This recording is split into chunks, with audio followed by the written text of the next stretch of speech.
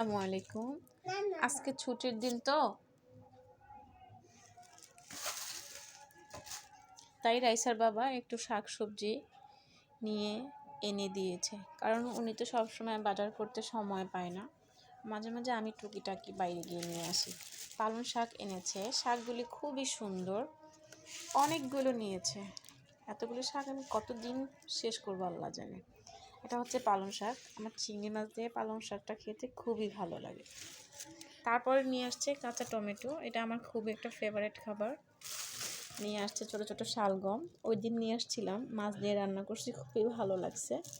এই জন্য আমি আবার বলছি নিয়ে আসছে, সে আবার নিয়ে আসছে।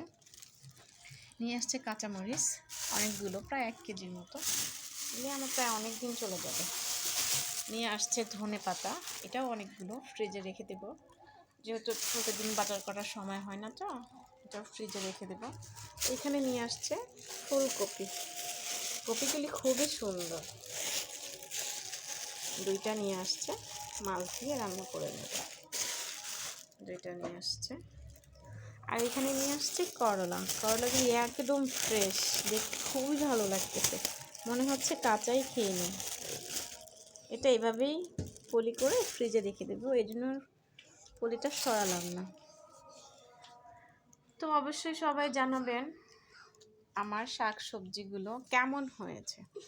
আজকে 16ই ডিসেম্বর, আমি একটু বাইরে গিয়েছিলাম দুপুরের পরে, তো তেমন একটা সময় হয়নি আজকে ভিডিও করার মতো, ভিডিও দেখার মতো।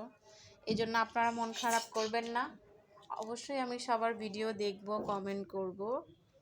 আজকে একটু ব্যস্ত ছিলাম, বাইরে গেছিলাম, রান্না বান্না, ওর বাবা বাসায়, ওনাকেও একটু সময় দিতে হয়, এই জন্য আর তেমন একটা সময় হয়ে ওঠেনি।